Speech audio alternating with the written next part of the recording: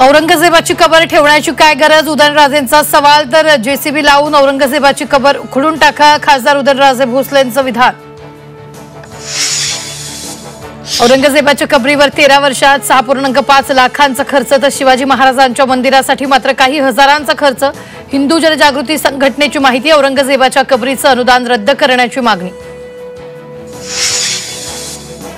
दख्खनचा राजा ज्योतिबा प्राधिकरणाचा प्रश्न 15 दिवसात मिटणार, मुख्यमंत्री देवेंद्र फडणवीसांची घोषणा।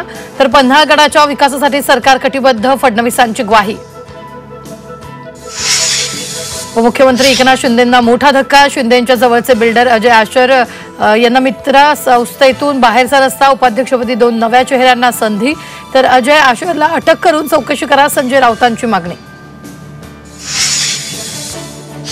शिवसेना उद्धव बाळासाहेब ठाकरे पक्षाचे रत्नागिरी जिल्हा प्रमुख संजय कदमांची हकालपट्टी, पक्षविरोधी कारवाया केल्याचा कदमांवर ठपका। टेबलावर नोटांची बंडलं ठेवून सतीश भोसले उर्फ खोक्यावर साथीदारांकडून पैशाची उधळण, बीडमधील खोक्याचा आणखी एक व्हिडिओ समोर।